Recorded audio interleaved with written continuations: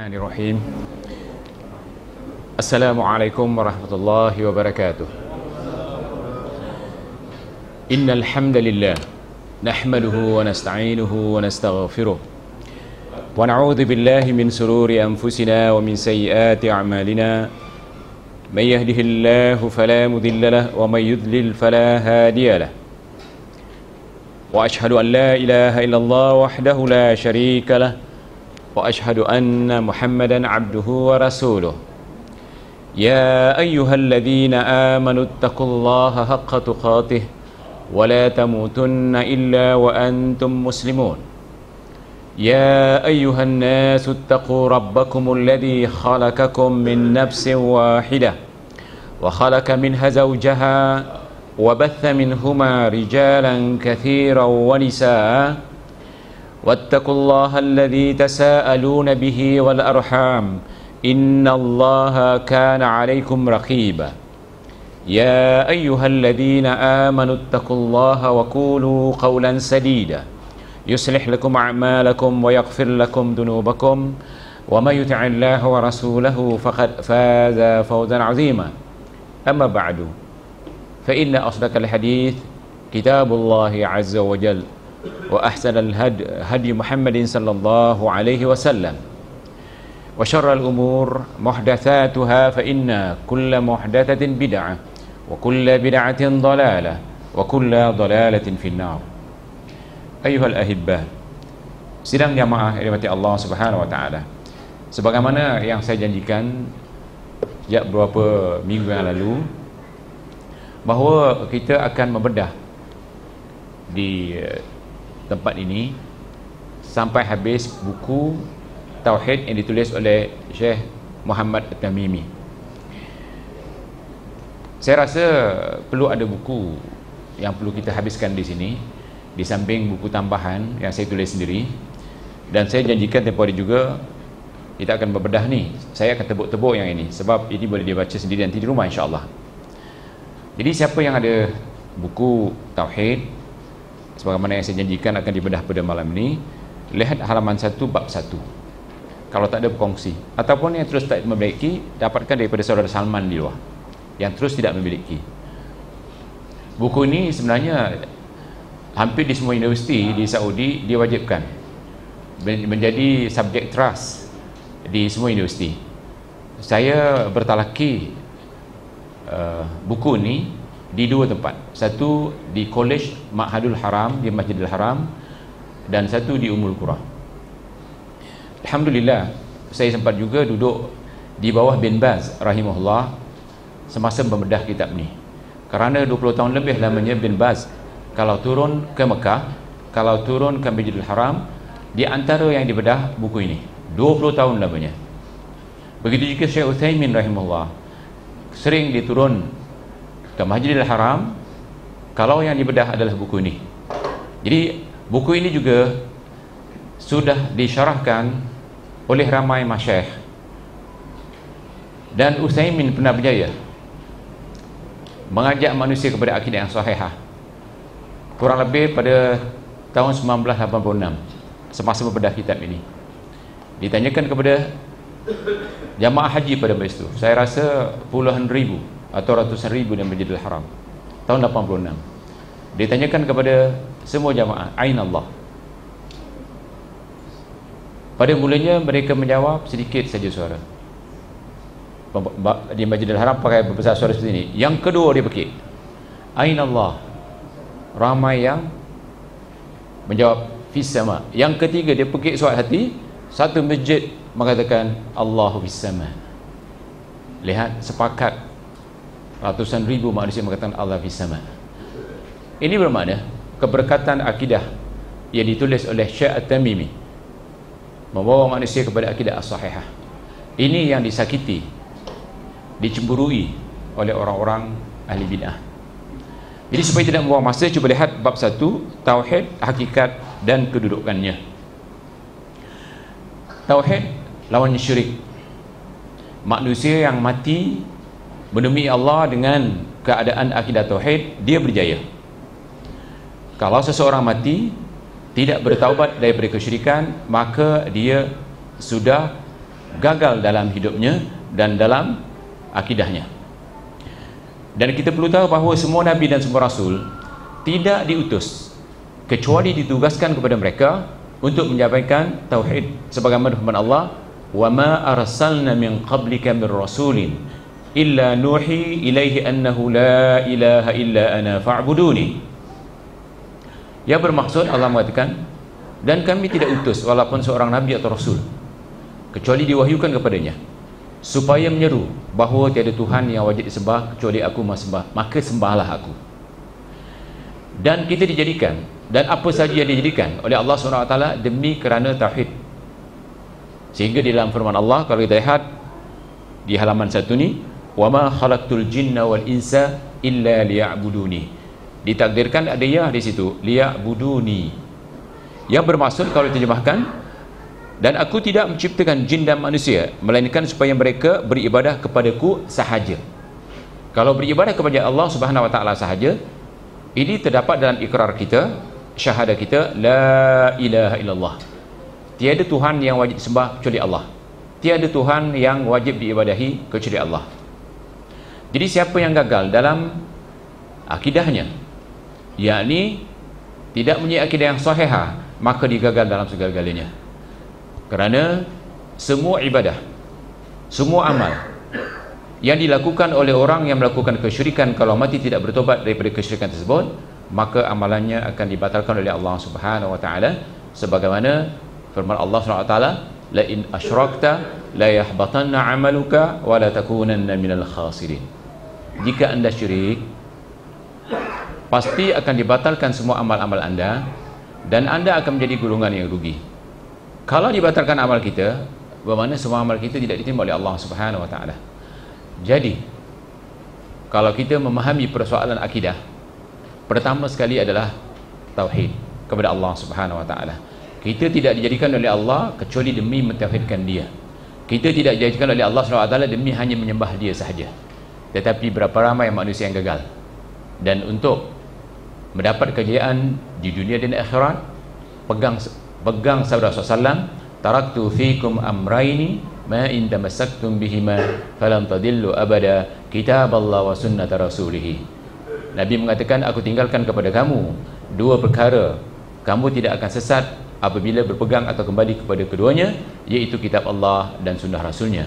Maka kalau kita lihat buku yang kecil ini atau kutaib, dipenuhi dengan dua: pertama firman Allah, kedua sabda Rasulullah.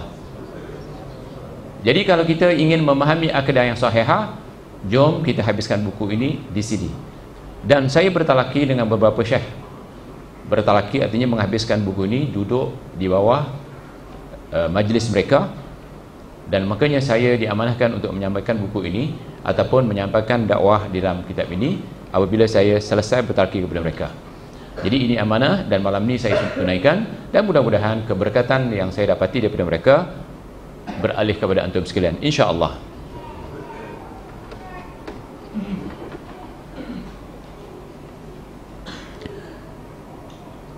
Di dalam tajuk ini juga terdapat firman Allah, walaqad ba'atsna fi kulli ummatin rasulan an i'budullaha wajtanibut taghut. Dan sesungguhnya kami telah mengutus rasul pada tiap-tiap umat untuk menyeru sembahlah Allah sahaja dan jauhilah taghut. Taghut di dalam tafsir, di antaranya ditafsirkan oleh Umar bin Khattab, syaitan. Syaitan itu taghut, sama ada jenis jin atau manusia, itu taghut. Ibn Katsir dalam tafsirnya mengatakan bahawa taghut siapa saja yang membawa kepada kesesatan atau mengajak kepada kesesatan, itu taghut. Siapa saja. Kata Ibn Katsir, taghut adalah siapa saja yang membawa kepada kesesatan, yang mengajak kepada kesesatan, itu taghut. Dan ulama tafsir juga mengatakan, kita juga boleh lihat dalam tafsir Ibn Katsir, apa saja dan siapa yang disembah selain Allah Subhanahu Wa Taala, maka dia taghut. Walaupun yang disembah itu tidak sebenarnya bukan taghut, tetapi bila disembah dia jadilah taghut. Kalau kita lihat dalam footnote di sini, taghut ialah setiap yang diagungkan selain Allah dengan disembah, ditaati atau dipatuhi, baik yang diagungkan itu berupa batu, manusia atau setan, itu taghut. Makanya kita tidak boleh mentaghutkan maknanya sembarangan. Seperti pernah kita dengar, sesiapa yang tak berhukum kepada Allah itu taghut. Itu salah. Bila kita mentaghutkan seseorang, sama seperti menjadikan dia setan. Menganggap seorang setan itu tidak boleh. Contohnya, sebagaimana Abu Hurairah, pernah Umar yang mengatakan taghut itu adalah setan. Pernah Umar bin Khattab radhiyallahu anhu tersasul, dalam bahasa Arab sabkul lisan, apabila Abu Hurairah mengisytiharkan hartanya di depan Umar, terberanjat Umar. Maka dikatakan, ya adu Allah. Marahnya kepada Abu Hurairah, tersasul dia, ya adu Allah. Kata Abu Hurairah, ya Amirul Mukminin, kul aduul mu'minin, bukan aduullah. Kerana kalau kita katakan seseorang aduullah, kalau disuruh ya aduallah, yang dikatakan aduallah itu setan. Inna syaitana aduul lakum fattakhiduhu aduwa. Sesungguhnya kata Allah, syaitan itu musuh kamu, musuh Allah, musuh kamu dan musuh Allah, jadikan dia benar-benar musuh. Jadi mengatakan taghut, setan kepada manusia yang tidak layak dipanggil setan, taghut atau kafir, maka kekafiran itu akan terpantul kepada yang dituduh. Maka berjaga-jagalah ni, ya. Kalau ada benar-benar taghut seperti Fir'aun, memang kita katakan taghut. Sebab Fir'aun mengatakan, ana rabbukumul a'la, aku Tuhanmu yang paling tinggi. Makanya Nabi Musa dan Nabi Harun ditugaskan oleh Allah Subhanahu wa taala, idhaba ila fir'auna innahu tagha. Kamu berdua, Harun dan Musa, pergilah ke Fir'aun, kerana Fir'aun itu betul-betul taghut. Kenapa? Fir'aun mengajak kepada kesesatan. Fir'aun mengajak kepada supaya dia disembah. Dia katakan, ana rabbukumul a'la, akulah Tuhan kamu yang paling agung. Jadi kalimah taghut, kalau ditafsirkan oleh Umar, syaitan. Ataupun dalam Ibn Kathir, tafsir Ibn Kathir, siapa saja yang mengajak kepada kesesatan atau membawa kepada kesesatan, dikatakan taghut. Atau apa saja yang disembah selain Allah Subhanahu wa taala, termasuk diagungkan, dimuliakan, ghalau, apa saja dan benda apa saja, itu termasuk taghut. Jadi kalau besok dikatakan apa itu taghut, itulah di antara tafsiran-tafsiran secara ringkas yang ada di Al-Quran dan hadis. Jadi jangan sembah taghut. Memang ada orang menyembah taghut ni bukan sujud, bukan rukuk. Sebab penyembahan ni ada tiga cara. Pertama dengan i'tiqad, dengan keyakinan. Kedua dengan ucapan, dan ketiga dengan perbuatan. Penyembahan ada tiga bentuk. Pertama keyakinan, sehingga hawa nafsu yang disembah oleh manusia, hawa nafsu dia jadikan taghut. Sebagaimana Allah mengatakan, ara'aita man ittakhadha ilahahu hawa, dua kali diulang. Di ayat yang lain, afara'aita man ittakhadha ilahahu hawa, tidakkah kamu melihat orang-orang yang menjadikan hawa nafsunya sebagai Tuhannya, iaitu taghut, selain Allah disembah artinya taghut. Kalau ditanya bagaimana bentuk hawa nafsu, hawa nafsu yang ada dalam minda manusia, iaitu ideologi selain Quran dan hadis, seperti komunisme, tarikat-tarikat yang ada, yang kata Rasulullah SAW berpecah umat ini kepada 73 pecahan, 72 ke neraka, 1 ke syurga. Yang 72 itu kerana meyakini ideologi seperti Syiah, Qadariyah, Jahmiyah, itu satu ideologi. Itu bukan agama kita. Makanya Rasulullah SAW mengatakan mereka sesat. Kedua, yang berupa Tuhan-Tuhan yang dijadikan Tuhan yang di alam ghaib. Siapa dia? Di alam ghaib, Allah di alam ghaib, menyembah Allah sahaja, mentauhidkan dia. Jin di alam ghaib, malaikat di alam ghaib, orang mati di alam ghaib. Tiga makhluk di alam ghaib ni boleh disembah oleh manusia. Manusia akan menyembahnya bukan dengan cara sujud, bukan dengan saja cara rukuk, tetapi dengan menyeru. Lihat, permainan syaitan. Menyeru selain Allah Subhanahu wa taala yang di alam ghaib sama seperti menyembahnya. Sebab menyeru di dalam bahasa Arab disebut ad-du'a. Di dalam hadis yang sahih, ad-du'a huwal ibadah. Menyeru yang di alam ghaib selain Allah Subhanahu wa taala itu ibadah. Makanya setan boleh dijadikan tagut. Malaikat yang di alam ghaib juga boleh dijadikan tagut oleh manusia. Roh orang mati yang di alam ghaib juga boleh dijadikan tagut oleh manusia. Mereka tidak mahu seperti roh orang mati dan malaikat, mereka tak mahu dijadikan tagut. Tetapi manusia bila menyembahnya, penyembah itu mengangkat yang disembah itu sebagai tagut, sebagaimana dijelaskan di sini. Saya katakan bahawa mereka dijadikan tagut dengan sebab mereka menyeru makhluk di alam ghaib. Itu dilarang oleh Allah SWT sebagaimana firman-Nya, wala tad'u ma'allahi ilahan akhara. Jangan kamu seru bersama Allah seruan-seruan yang lain, atau jangan kamu seru bersama Allah Tuhan-Tuhan yang lain, atau jangan kamu ibadahi selain Allah Tuhan-Tuhan yang lain. Jadi di sini, kalau orang yang mengatakan dia beriman kepada Allah SWT, misalnya dia mengatakan ya Allah, kemudian di samping itu ya Abdul Qadir Jailani, apa hukumnya? Syirik.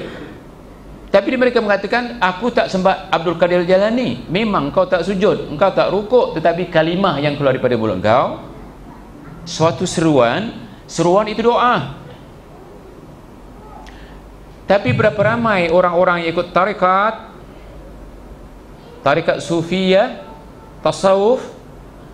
Tidak ada orang yang ikut tarikat kalau dah betul-betul tak ikut tarikat kecuali menyeru orang mati, betul kan? Contohnya yang paling ramai di antaranya sekarang adalah Arkam, yang mereka tobat kerana diharamkan. Tobat mereka depan kita, tapi belakang kita mereka masih meneruskan tarikat ini. Dalam tarikat Arkam ada seruan yang disuruh Muhammad Suhaimi.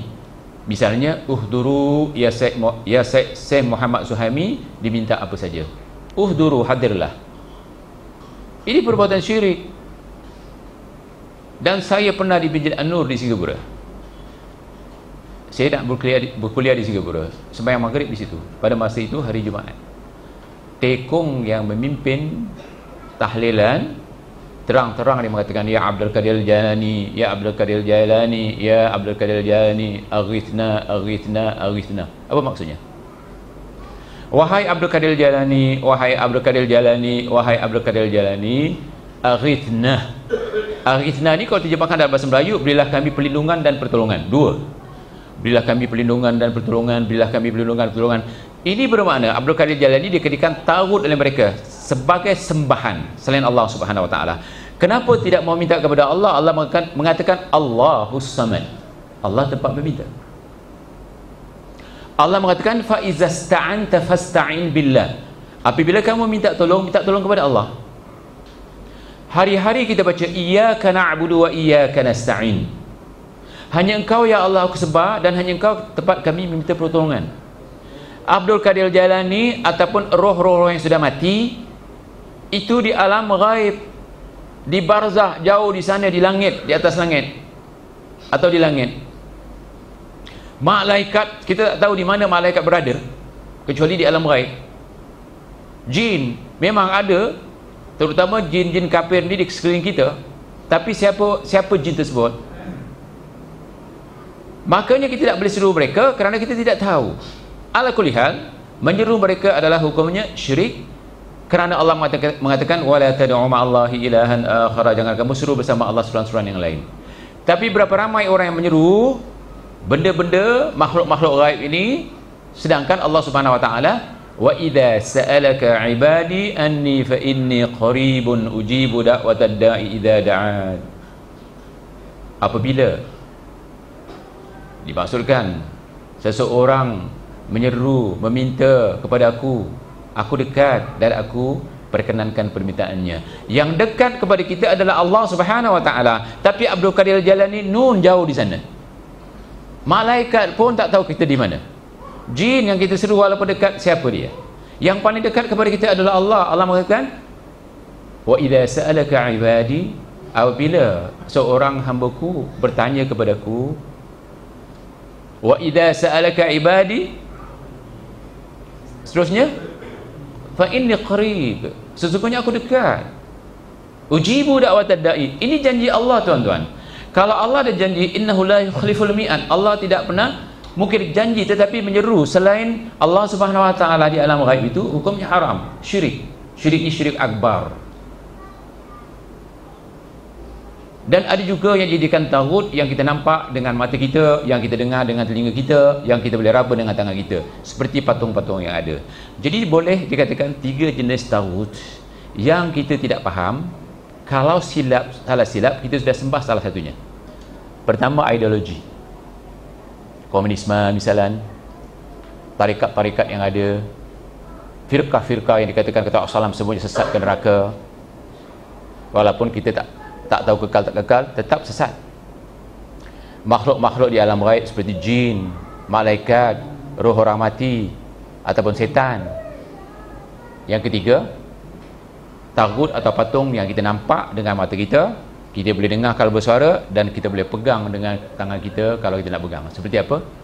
Patung-patung yang ada di kuil, patung-patung yang ada kat gereja dan seterusnya, ataupun patung-patung yang ada di tepi jalan, ataupun patung-patung yang ada di rumah orang-orang kafir. Itu juga patung, itu namanya juga taghut. Jelas ya? Jadi bila dia sembah benda-benda yang saya sebut, makhluk-makhluk yang saya sebut, maka itu dijadikan taghut. Makanya Allah mengatakan, walaqad ba'athna fi kulli ummatin an i'budullaha fajtanibut taghut. Ini ayat Quran yang mendidik kita, yang mentarbiah kita supaya kita jangan melakukan kesyirikan.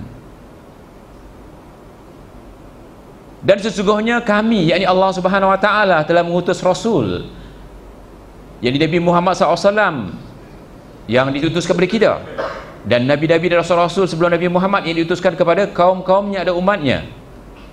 Disebut pada tiap-tiap umat untuk menyerukan sembahlah Allah sahaja dan jauhilah taghut. Jadi untuk menyelamatkan diri kita kembali kepada Al-Quran dan hadis, kita akan kenal siapa taghut yang wajib kita hindari dan wajib kita kufuri. Jadi taghut-taghut ini akan kita bincang terus. Dan isi Al-Quran semuanya tauhid. Kenapa tauhid? Kerana isi Al-Quran disuruh kita taat kepadanya, taat melaksanakan dan taat meninggalkan. Apabila taat kepada Allah, bermakna kita menyembah dia. Makanya la ta'ata li makhluqin fi ma'siyatillah. Tidak boleh taat kepada makhluk dalam hal maksiat kepada Allah, kerana taat itu adalah ibadah. Dan kita teruskan dengan ayat wa qada rabbuka alla ta'budu illa iyyahu wa bil walidaini ihsana. Imma yablughanna 'indaka al-kibara ahaduhuma aw kilahuma fala takul lahumā uffin wa la tanharhumā wa qul lahumā qawlan karīmā wahfiz lahumā janāha adh-dhulli minar rahmah wa qur rabbirhamhumā kamā rabbayānī shaghīrā. Lihat tuan-tuan, dalam ayat ini kita ada hubungan dengan Allah, dengan manusia, dan dengan persekitaran kita. Dan Tuhanmu telah memerintahkan supaya kamu jangan menyembah selain dia. Allah memerintahkan tidak boleh menyembah selain dia. Tak kiralah sama ada penyembahan dengan ucapan, kita seru, penyembahan dengan perbuatan seperti rukuk dan sujud, atau dengan i'tikad. Hindari, tinggalkan penyembahan-penyembahan yang berbentuk 3 perkara itu. Tetapi kita tidak akan menghindarkannya kecuali kita sudah tahu. Berapa ramai orang yang dainya hitam, serbannya besar, tasbihnya subhanallah, duduk di masjid depan-depan, tetapi syirik. Kenapa? Disuruhnya Abdul Qadir Jalani. Berapa ramai? Dan dia ajak orang ramai-ramai menyuruh Abdul Qadir Jalani melalui tarikatnya. Kita sangka dia orang paling baik, tetapi orang yang paling malang di permukaan bumi ini. Kita sangka dia membawa kepada kebaikan, tetapi membawa jalan-jalan ke jalan-jalan taghut yang macam-macam taghutnya. Ini bahaya. Makanya kita katakan ya, kita perlu bertalaki dalam manhaj salaf. Kita perlu berlindung paling seorang kepada seorang ustaz, dan ustaz itu pastikan ustaz yang bermanhaj seperti manhaj kita, yakni manhaj salaf. Supaya apa? Menaungi kita daripada berbagai-bagai ataupun membentengi kita dari berbagai-bagai kesyirikan, yang mana kesyirikan permainan setan, seni permainan setan. Syirik ini seni permainan setan yang ada di mana-mana, hatta di rumah antum boleh terjadi, sekelip mata boleh jadi. Saya hari Sabtu itu hari meruqyah seorang anak dara yang datang, kebanyakan takut. Bila saya datang, ada 6 setan di kelilingnya. Kemudian bila saya tanya, setan-setannya disebut namanya 1, 2, 3, 4, 5, 6. Bawa kolong dia ada, dalam bilik mandi ada, ditunjuk. Jadi saya cakap dengan keluarganya, jom kita ruqyah. Bila di ruqyah, lebih kurang 1 jam, Salman tu ada, tinggal 1 yang ada dalam tubuh budak tu. Sebelumnya saya datang, maknya kena. Dia percaya dengan yang bukan-bukan. Sedangkan kata Rasulullah SAW mempercayai benda-benda yang gaib, kalau tak ada landasan di Quran hadis, itu tasya'um. Tasya'um boleh membawa pada kesyirikan. Nanti akan dibincang dalam bab ni, bab akidah ni akan datang. Bila percaya jadi, makanya Nabi Muhammad SAW tidak memberi keizinan kepada kita percaya kuasa sihir, tetapi kita kena yakin adanya sihir. Beza kan? Percaya kuasa sihir, kita boleh kena sihir, tetapi kita kena percaya adanya sihir, kerana Quran menceritakan di dalam ayat-ayat tertentu tentang sihir. Jadi oleh kerana kami didik dia jangan percaya dengan kuasa sihir, dia sembuh, tetapi turun kepada anaknya. Sebelum kami ruqyah, di rumahnya berbagai-bagai tangkal, tapi setelah kami ruqyah ibunya, tangkal-tangkal sudah tidak ada. Tetapi bagaimana pun jadi kepada anaknya, mungkin anaknya masih tidak dibawa kuliah, masih percaya dengan benda-benda karut, akhirnya dia kena tasya'um. Makanya kata Rasulullah SAW, apabila kita terfikir di dalam benak kita, hati kita, sesuatu yang karut, wa khairuha at-tafa'ul. Artinya kalau kita terbayang sesuatu bisikan yang negatif, kita tukar kepada positif. Misalnya orang Melayu, kalau kupu-kupu masuk dalam rumah apa? Biasalah, tetamu nak datang. Itu juga sebenarnya tidak boleh dipercaya, boleh bawa syirik. Tetapi kalau benda yang menakutkan seperti ular, dia lain ceritanya. Betul kan? Ada orang Melayu yang saya ruqyah, ular masuk dalam rumahnya, tak dibunuh. Di sini, di Malaysia ni. Apa katanya? Kita kena tanya dulu, engkau jin ataupun kau ular? Kalau jin tak boleh dibunuh. Rasulullah SAW menyuruh kita bunuh apa saja yang membahayakan keluarga kita. Kalau tidak, kalau kena petuk keluarga kita, kita bertanggungjawab. Sehingga dalam solat, kalau anda solat, anda nampak benda macam tu, anda tidak boleh teruskan solat anda kena bunuh dulu. Tetapi ada kepercayaan tasya'um, kepercayaan sial dan sebagainya. Subhanallah, ini membawa pada kesyirikan. Mudah, dia percaya syirik, tak percaya tidak syirik. Tetapi bagaimana untuk menolak tidak percaya kalau dia tak ada ilmu? Dia percaya bahawa yang masuk itu jin, kemudian dilepaskan begitu saja. Kalau ikut Islam, bukan jin itu ular. Kalau jin pun boleh dibunuh, kenapa masuk rumah kita? Dibunuh. Ini boleh membawa pada kesyirikan. Jadi syirik boleh berlaku bila-bila saja. Ini permainan syaitan. Jadi bagaimana untuk mengelakkan daripada kesyirikan? Kembali kepada Quran dan hadis, dan kita teruskan dulu. Nanti terlalu banyak cerita keluar. Kita teruskan dulu di di dalam buku ni. Di halaman 2. Ataupun saya terjemahkan dulu di halaman 2.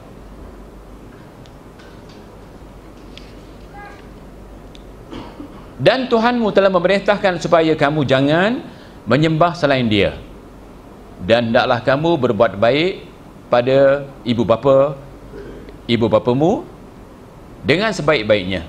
Lihat tuan-tuan ya, orang-orang yang beriman, orang-orang yang bermanhaj salaf seperti kita, tidak boleh menderhaka kepada mak bapak. Selain ayat ni, Rasulullah SAW pernah bertanya kepada sahabat, dikumpulnya sahabat berapa ramai. Dia tanya kepada para sahabat, ala unabbi'ukum bi akbaril kabair. Rasulullah SAW bertanya kepada sahabat, maukah aku khabarkan kepada kamu dosa besar yang paling besar? Para sahabat mengatakan, bala ya Rasulullah, sudah pasti ya Rasulullah SAW, kami ingin mengetahui. Kata Rasulullah, asyirku billah. Dosa besar yang paling besar adalah asyirku billah. Kedua, wa uququl walidain. Diiringkan, mentauhidkan Allah, kemudian diiringkan buat baik kepada mak bapak. Syirik kepada Allah, dosa paling besar, diiringkan mendahara kepada mak bapak. Ini bukan main-main. Quran menceritakan, hadis-hadis Bukhari menceritakan. Ini bermakna malang kita walaupun kita beribadah dengan sebaik-baik ibadah, tetapi diabaikan mak bapak, antum malang. Kenapa? Pembuka syurga, selagi mak bapak ada, itulah pembuka syurga kita. Berapa ramai kalau kita baca di dalam hadis-hadis sahih, sahabat ingin berperang bersama Rasulullah SAW, musuh dah dekat. Pernah salah seorang lelaki tanya, siapa dengan kau? Mak aku. Siapa menjaga? Tak ada orang. Jihad kau dengan mak kau. Lihat, begitu juga pernah berlaku seorang lelaki, bapaknya sudah tua, kalau nak pergi bilik mandi pun kena iring, kena pikul. Siapa nak pikul bapaknya ke bilik mandi? Dia tanya, siapa dengan kau? Bapak aku yang tua. Kata Rasulullah SAW, jihad kau dengan bapak kau. Sehingga jihad, negara sudah dalam keadaan bahaya, tetap mak bapak perlu dijaga. Dan banyak ayat-ayat yang menyuruh kita. Di antaranya ayat yang ada di sini,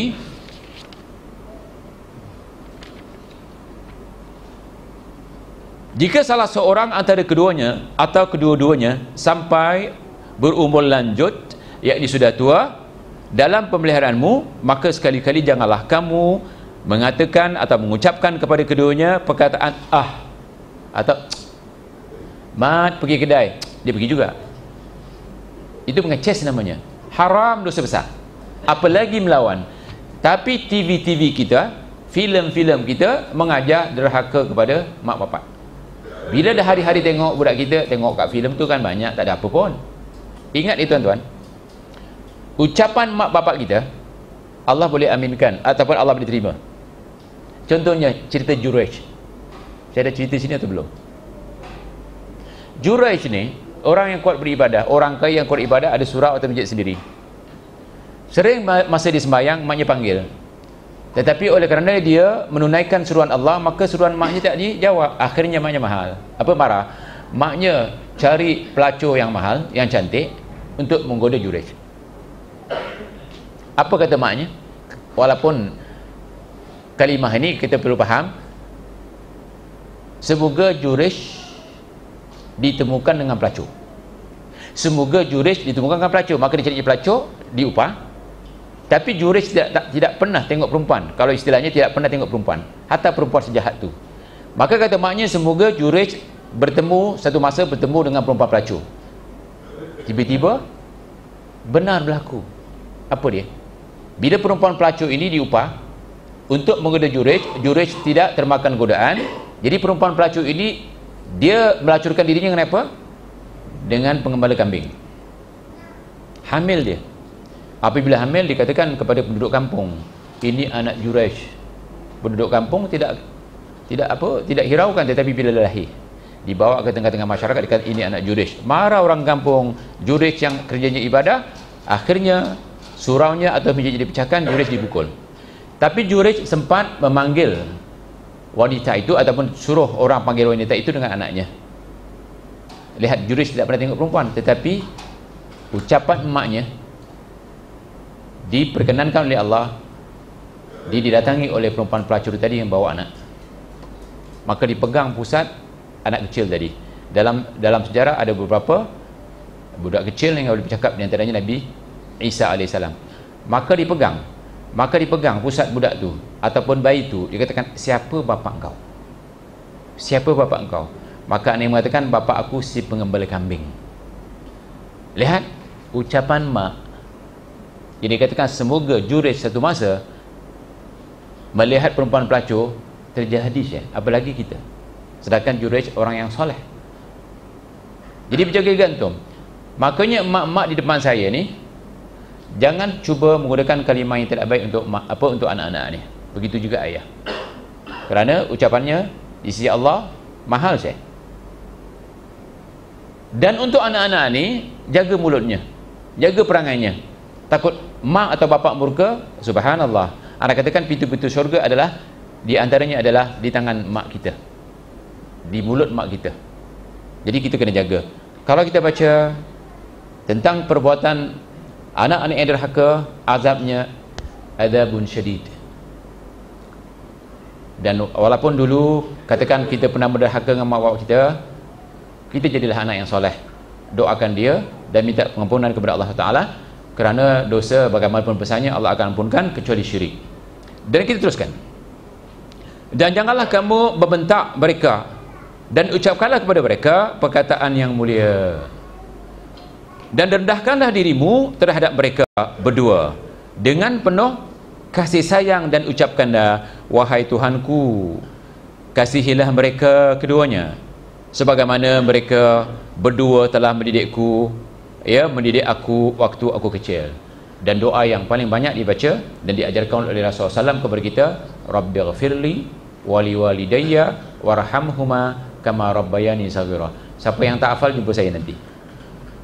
Siapa yang tak hafal jumpa saya, jangan malu. Saya tuliskan kat bukunya, hafal. Tuan-tuan, memang mak kita dulu tak sepandai kita kan. Mungkin mak kita dulu tak sempat untuk belajar. Wakilkan diri kita. Ingat, bila mati anak Adam yang ditinggalkan 3. Idza matal insanu inqata amalahu kullu illa min 3. Mati saja seorang insan, putus segala-galanya. Yang ada 3 kalau dia ada. Pertama, al-ilmu yuntafa'u bih. Pertama, ilmu yang manfaat. Kedua, amalun jariyah, amal jariyah. Yang ketiga, waladun salihun yad'u lahu. Anak yang soleh yang mendoakannya. Doa di sini ibadah.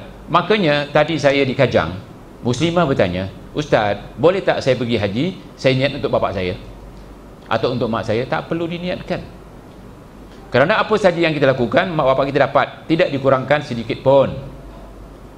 Jadi kalau kita katakan kita anak yang soleh, kalau dulu mak kita tak pernah bertobat, wakilkan diri kita untuk mak kita bertobat untuk mak kita. Kalau dulu mak kita tak melakukan amal-amal yang soleh, wakilkan diri kita untuk menggantikan amal-amal soleh yang mak kita tak sempat buat, atau mak kita tak mampu buat, atau mak kita tak tahu buat. Kerana hadis Muslim tadi, waladun salihun yad'u lahu, doa di sini termaksud ibadah. Makanya saya sedang menulis satu buku, bagaimana ganjaran anak yang soleh untuk maknya yang sudah meninggal dan bapaknya sudah meninggal. Itu besar, banyak hadis-hadisnya. Sehingga sebuah hadis Muslim, seorang ibu bila bangun besok di akhirat, dibangkitkan di mana? Di padang mahsyar, dia akan terperanjat. Kenapa terperanjat? Begitu banyak pahala-pahala yang diberikan oleh Allah SWT hasil daripada amal ibadah anak-anaknya. Subhanallah. Nanti kalau buku itu berjaya diterbitkan, insya-Allah anda boleh lihat. Termasuk di situ tarbiyatul aulad, bagaimana ibu melahirkan anak dan mendidiknya. Dan kita teruskan supaya masa kita dapat dijimatkan. Pentingnya beribadah hanya kepada Allah, haramnya menyekutukan Allah Subhanahu wa taala, terdapat dalam surah An-Nisa ayat 36, wa'budullaha wa la tusyriku bihi syai'a. Sembahlah Allah dan janganlah kamu mempersekutukannya dengan sesuatu pun. Syai'a dalam bahasa Arab, sesuatu yang tak ada tapi ditakdirkan ada, kecil sangat, sendiri sangat. Ya, memang ada benda yang kita tak nampak tapi ada kuasa, seperti atom, ya, apa proton, neutron dan sebagainya. Kita tahu kuasanya saja, boleh meledak, tetapi kita tak boleh tengok. Jadi benda-benda yang kita tak tahu, tak nampak, tapi ada, sehingga benda yang sekecil itu pun kita tidak boleh menyekutukan Allah dengan benda yang sekecil tu. Sebab inna syirk la zulmun azim. Sesungguhnya syirik adalah kezaliman yang paling besar. Apa tidak zalim? Apa tidak distelahkan oleh Allah zalim? Syirik menyebabkan seseorang kekal dalam neraka buat selama-lamanya. Sepatutnya sepanjang hidupnya untuk berebut syurga. Tetapi bila mencapakkan dirinya ke dalam neraka, itu kan zalim. Seperti orang mencapakkan dirinya dalam penjara. Patutnya dia hidup dalam dunia dengan ibadah, dengan keluarga, tetapi disumbat dalam penjara. Ini zalim namanya, menzalimi dirinya sendiri. Dan kita teruskan dengan firman Allah, Qul ta'alu atlu ma harrama rabbukum alaikum alla tusyriku bi syai'a. Disebut yang diharamkan di sini, alla tusyriku bihi syai'a. Disebut lagi wabil walidaini ihsana. ولا تقتلوا أولادكم من إملاق نحن نرزقكم وإياهم ولا تقربوا الفواحش ما ظهر منها وما بطن ولا تقتلوا النفس التي حرم الله إلا بالحق ذلكم وصاكم به لعلكم تعقلون ولا تقربوا مال اليتيم إلا بالتي هي أحسن حتى يبلغ أشده وأوفوا الكيل والميزان بالقسط لا نكلف نفسا إلا وسعها وإذا قلتم فاعدلوا ولو كان ذا قربى وبعهد الله أوفوا ذلكم وصاكم به لعلكم تذكرون وأن هذا صراطي مستقيما وأن هذا صراطي مستقيما فاتبعوه ولا تتبعوا السبل فتفرق بكم عن سبيله ذلكم وصاكم به لعلكم تتقون. Lihat,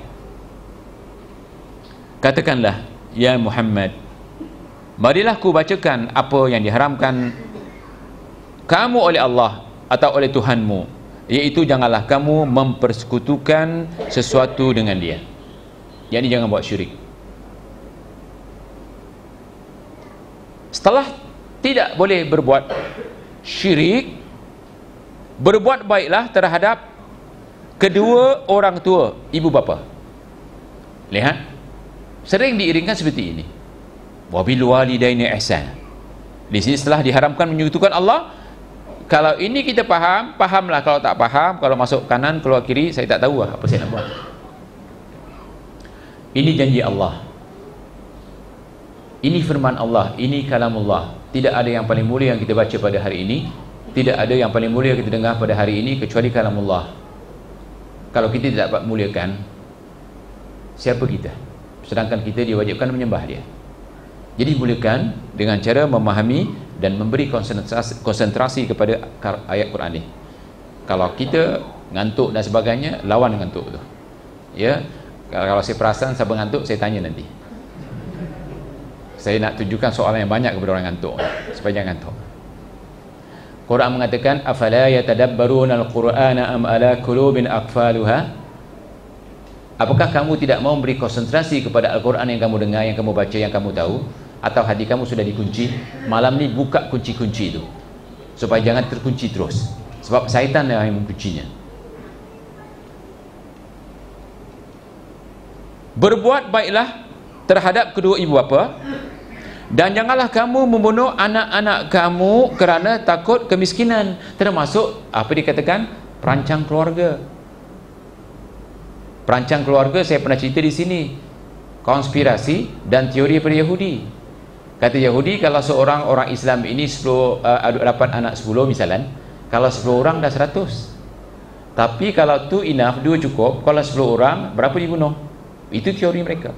Makanya di Singapura dulu, iya sangat, 2 cukup, lama-lama di Kuala sekarang pening kepala. Kenapa? Tak ada orang muda. Nak jadi askar pun tak ada, nak jadi polis pun tak ada. Terpaksa orang-orang Hong Kong, Hongki dijadikan orang Singapura. Masalah juga.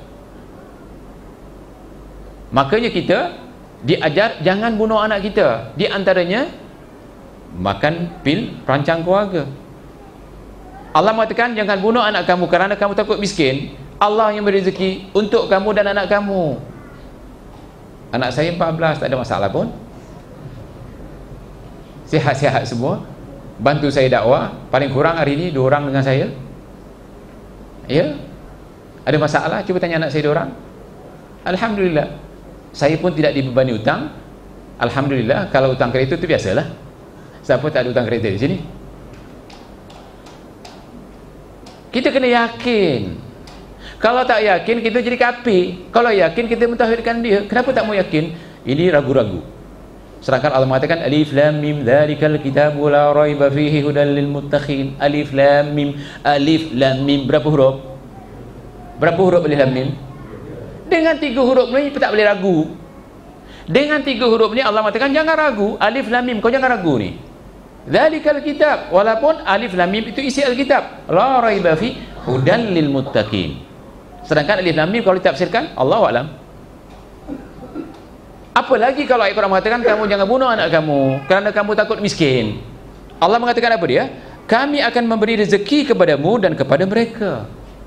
Kalau tak yakin memang Allah tarik. Kalau tidak yakin, Allah takkan beri. Makanya Allah mengikut apa yang kita yakini. Saya yakin anak saya, kalau anak saya beranak ramai, saudara saya, anda yakin ada rezekinya. Kalau tidak yakin, Allah tarik.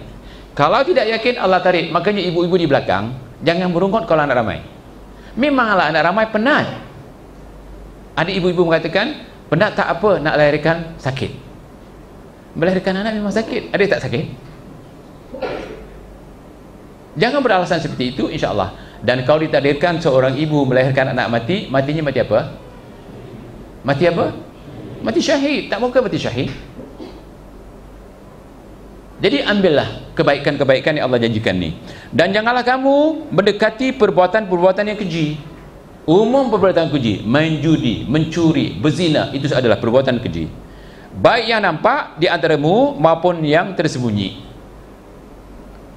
Dan janganlah kamu membunuh jiwa yang diharamkan Allah, membunuhnya melainkan dengan suatu sebab yang benar. Makanya kita bukan teroris. Membunuh bangunan di dalamnya macam-macam ada, seperti apa, bom New York, orang Islam, orang kafir semua mati, itu tidak boleh. Seperti bom Bali, seperti bom London. Kalau betul itu orang Islam melakukannya, itu namanya irhabi, teroris. Membunuh orang tanpa hak ke dalam neraka. Maka Islam bukan teroris. Islam adalah rahmatan lil alamin. Tetapi oleh kerana kita bodoh, kita dituduh sebagai teroris, dan oleh kerana kita bodoh, diberi senjata oleh orang-orang kafir untuk membunuh orang yang tidak berdosa dengan katakan nak menaikkan Islam. Akhirnya kita sendiri yang termakan. Subhanallah. Demikian itu yang diperintahkan oleh Tuhanmu kepadamu supaya kamu memahaminya. Jadi pahami perintah Allah ni. Dan janganlah kamu dekati harta anak yatim. Lihat, baiknya Islam, orang yang tak punya bapa, yang tak punya mak, anak yatim, itu dipelihara, bukan disakiti, kecuali dengan cara yang lebih bermanfaat hingga sampai ke dewasa. Dan sempurnakanlah takaran dan timbangan dengan adil. Wailul lil mutaffifin, neraka wail bagi orang yang mengurangkan timbangan. Jadi di antara dosa besar adalah mengurangkan timbangan. Kata Rasulullah SAW, man ghasyana falaysa minna. Siapa yang menipu dalam timbangan, dalam jual beli, bukan daripada golongan kami.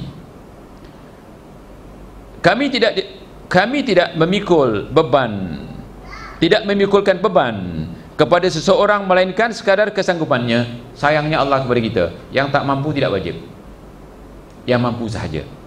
Dan apabila kamu berkata, maka hendaklah kamu berlaku adil, kendati pun dia adalah kerabat kamu. Artinya, misalnya jadi saksi. Oleh kerana yang melakukan jenayah ini keluarga kita, kita pun berbohong, bermakna kita tidak adil. Jadi bercakap adil lah, bercakap benar lah. Tapi banyak orang terbalik ya, kalau keluarga dia yang melakukan kejahatan ni, kalau dia jadi saksi, dia tak akan adil. Ingat, walaupun zawil kurba, walaupun kerabat kita yang terdekat, ibu kita ke bapa kita, kita mesti berlaku adil, cakap benar. Dan penuhilah janji Allah, sebab Allah akan penuhi janji kita. Dan Allah tidak akan mungkin janji, innahu la yukhliful mi'ad. Janji pertama kita dengan Allah, kita tidak akan melakukan kesyirikan. Itu janji kita dengan Allah. Ini pun akan dibincangkan di kuliah akan datang, insya-Allah, tentang janji kita dengan Allah yang kita tak akan melakukan kesyirikan sejak dalam sulbi mak kita.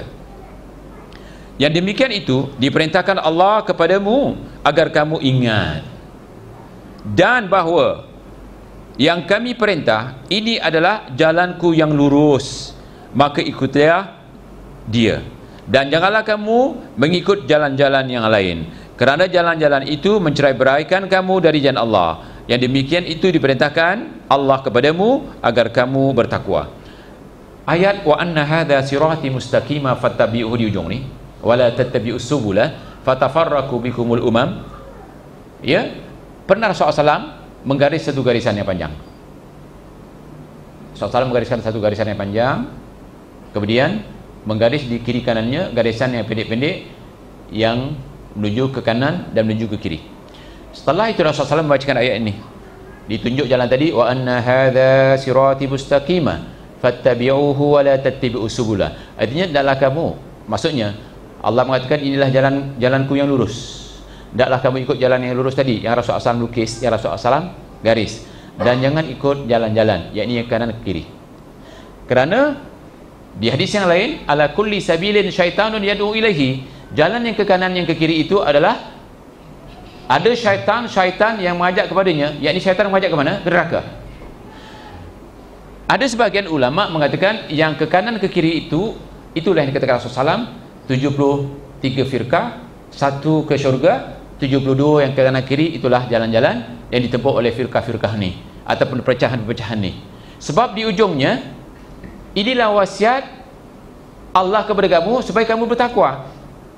Hanya orang yang ikut jalan yang lurus itu bertakwa. Adapun yang ke kanan ke kiri, itulah firqah-firqah yang sesat.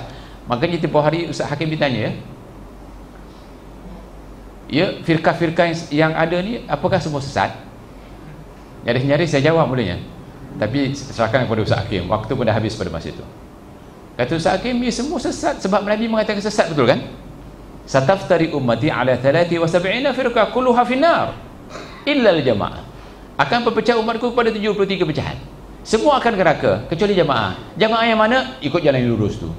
Makanya ulama-ulama salaf mengatakan yang ke kanan kiri jamaah tabligh. Minta maaf ya.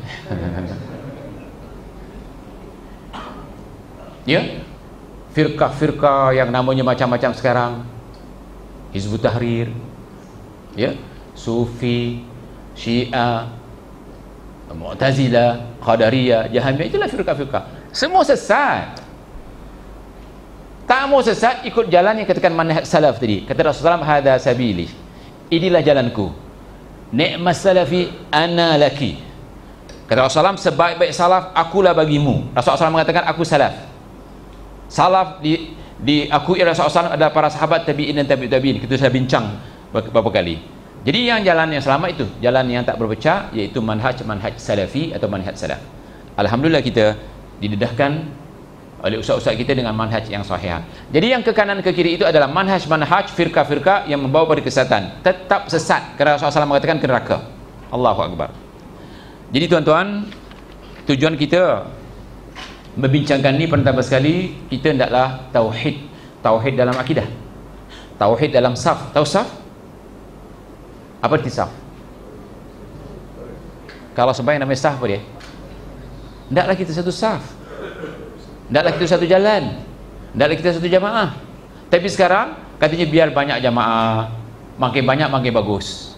Apa bagusnya boleh banyak? Perpecahan, bergaduh, maki sana maki sini. Perpecahan itu adalah merugikan. Okey, kita terus ambil hadis di halaman 4.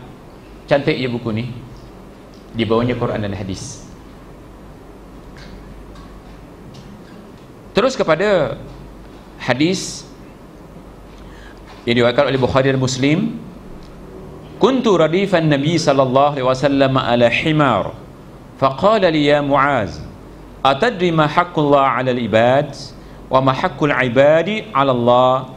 Qultu Allah wa rasuluhu a'lam.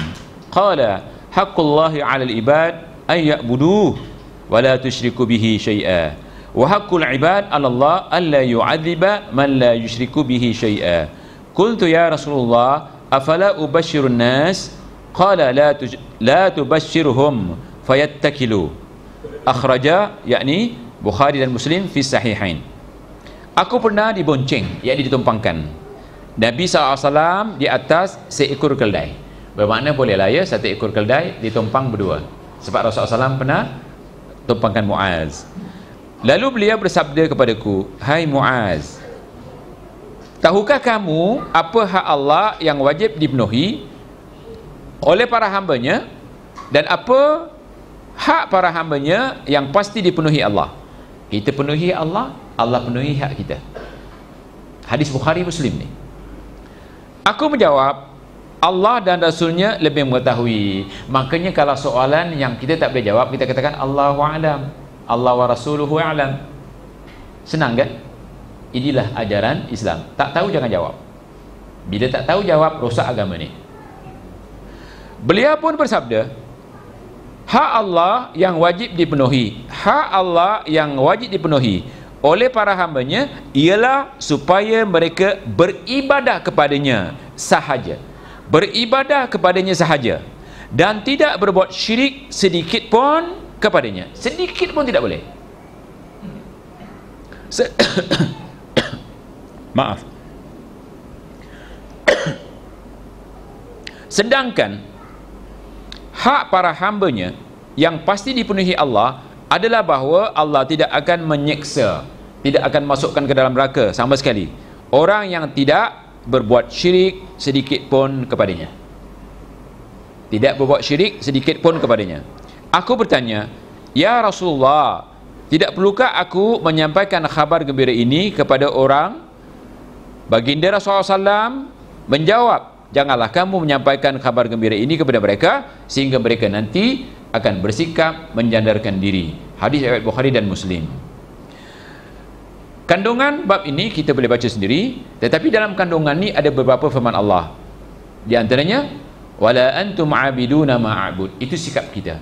Kita tidak boleh menyembah apa yang disembah oleh orang kafir. Kita hanya boleh menyembah apa yang diwajibkan kita sembah. Yang disembah oleh orang kafir, kafir dua.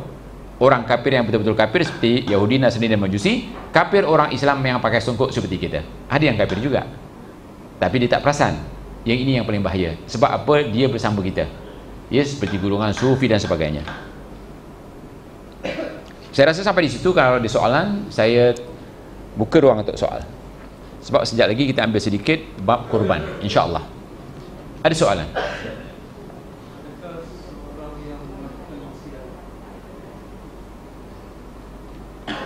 Iya, di dalam paltok ni ada sahabat kita yang nak dengar ya soalan. Nanti jawapan saja dia tak tahu. Tak tahu persoalan, mungkin kalau jawapan saja kurang jelas baginya. Teruskan sahabat. Waalaikumsalam warahmatullahi wabarakatuh. Satu soalan. Adakah seorang yang melakukan maksiat seperti berzina dan sebagainya boleh termasuk juga dalam perbuatan syirik di mana dia merasakan Allah SWT tak nampak apa yang dia lakukan? Kita tak boleh terus hukum dia syirik. Sebab manusia dua. Satu yang ada ilmu, ada lagi satu tak punya ilmu. Kalau dia mengatakan bahawa berzina itu adalah haram, tetap haram, maka akidahnya masih selamat. Tapi kalau dia mengatakan berzina itu tidak haram, maka akidahnya habis. Yang kedua soalannya, kalau dia mengatakan Allah tak nampak, kalau dia sudah diberitahu bahawa Allah nampak, Allah ada di mana-mana, ilmunya, Allah mengetahui, sehingga di dalam satu bab ihsan, dalam bab Jibril, hadis Jibril, Rasulullah SAW bertanya Islam, dijawab. Bertanya iman, dijawab. Yang ketiga, ditanya ihsan. Mal ihsan?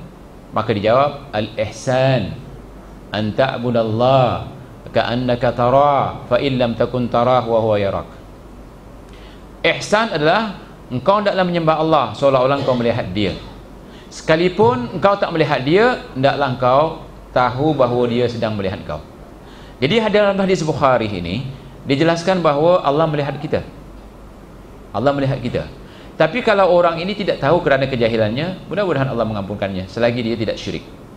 Tetapi kalau dia tahu hadis ini sudah dibacakan, dia menafikan, maka dia kafir. Sebab menafikan wahyu Allah Subhanahu Wa Taala. Ada mengatakan, ustaz ini hadis. Hadis tak wahyu. Keumuman firman Allah, wa ma yantiqu 'anil hawa in huwa illa wahyun yuha. Nabi tidak pernah bercakap dalam agama ini mengikut hawa nafsunya, tetapi apa yang diperkatakan adalah wahyu yang diwahyukan, termasuk hadis-hadis sahih adalah wahyu. Jadi kita tak boleh hukum dia syirik dulu, kita tak boleh hukum dia kafir dulu, kita perlu tabayun dulu. Tahu tabayun?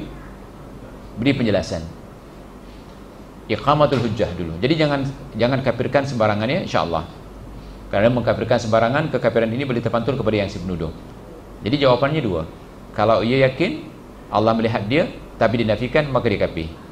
Ataupun dia yakin bahawa berzina itu haram, dinafikan, maka juga kafir. Tetapi kalau dia mengatakan zina itu haram tetapi dia melakukan, dikatakan asi sahaja. Ya, asi. Teruskan soalan. Ustaz, saya ingin bertanya, seorang kawan saya tidak ada anak. Dia berusaha dengan pergi buruk dengan seorang bidan. Adakah ini salah atau dianggap syirik? Itu disuruh. Kalau ada bidan-bidan yang pakar, allamal insana ma lam ya'lam. Allah mengajar manusia apa tidak tahu. Di antaranya ilmu urut. Dia kata bidan ni kalau diurut boleh dapat anak, ya cepat-cepat urut, ya kan? Kenapa nak lambat-lambat? Tak jadi masalah, tak jadi masalah, ini usaha. Tetapi kalau tak pergi dukun tu dikasih tangkal, antara dapat anak, itu tak boleh, itu hukumnya syirik. At-tamimatu syirkun, tangkal itu syirik. Urut itu adalah usaha, kerja, tetapi tangkal itu adalah keyakinan yang membawa kepada kesyirikan. Berbeza. Wallahu a'lam. Teruskan. Kita tolong jelaskan hadis riwayat Imam Muslim menceritakan Nabi SAW pernah melawat kuih yang Minah sambil mengucapkan Isra. Nabi menjelaskan kepada sahabat bahawa Allah melarang beliau mendoakan ke atas ibunya kerana tak muslim. Benarkah hadis ini menjadi hukum dengan hari ini? Hadis ini sahih.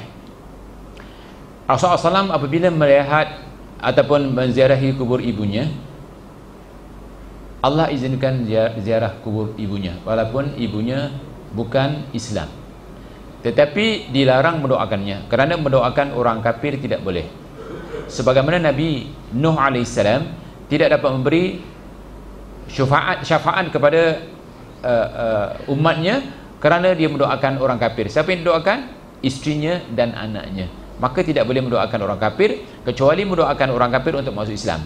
Tapi mendoakan orang kafir untuk diampunkan dosanya, itu sama sekali haram, sama sekali tidak boleh. Ya, ada orang terlalu marah bila kita katakan ibu dan ayah Rasulullah SAW masuk neraka, marah betul. Tapi kita jangan bincang banyak-banyak lah ni. Ini masalah sensitif yang orang-orang sufi terutamanya marah. Seorang laki-laki bertanya kepada Rasulullah SAW, "Ya Rasulullah, mak aku di mana?" Rasulullah SAW mengatakan di neraka. Dia marah. Kemudian Rasulullah SAW panggil, "Mari sini." Kata Rasulullah, "Mak aku juga." Itu hadis Muslim. Mak aku juga. Jadi pengakuan Rasulullah SAW, mak juga di dalam neraka. Subhanallah.